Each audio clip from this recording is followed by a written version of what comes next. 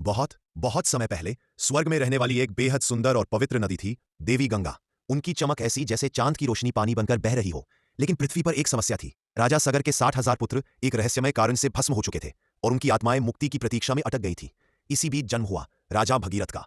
दिल बहादुर, मन पवित्र और इरादा अपने पूर्वजों को मुक्ति दिलाने का। भगीरथ ने आकाश की ओर देखा और बोले, गंगा माता को पृथ्वी पर लाना होगा, चाहे इसकी कीमत पूरी जिंदगी क्यों ना हो। और फिर शुरू हुई उनकी कठिन तपस्या।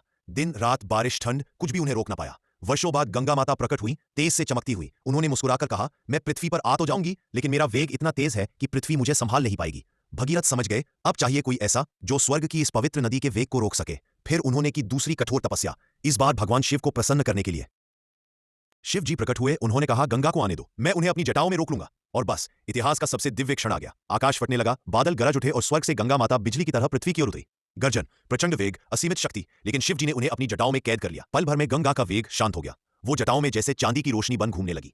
फिर शिव जी ने अपनी जटाओं को खोलते हुए कहा, अब जाओ गंगा, पृथ्वी को पवित्र करो। गंगा माता धीरे धीरे पृथ्वी पर उतरी और भगीरथ उनके आगे आगे मार्ग दिखाते चले। जब गंगा उस स्थान पर पहुंची जहां सगर पुत्रों की राख थी, उनकी पवित्र धारा ने सब कुछ छूते ही सभी आत्माओं को मुक्ति दे दी और उसी क्षण पृथ्वी पर बहती नदी बन गई, मां गंगा। और आज भी अगर कोई बहुत कठिन काम करता है तो लोग कहते हैं ये तो भगीरथ प्रयास है, क्योंकि भगीरथ के साहस, तपस्या और लगन से ही गंगा पृथ्वी पर आई थी। अगर आपको यह वीडियो पसंद आया तो लाइक करें, कमेंट में बताएं कि किस रहस्य पर मैं अगला वीडियो बनाऊं और चैनल को सब्सक्राइब करना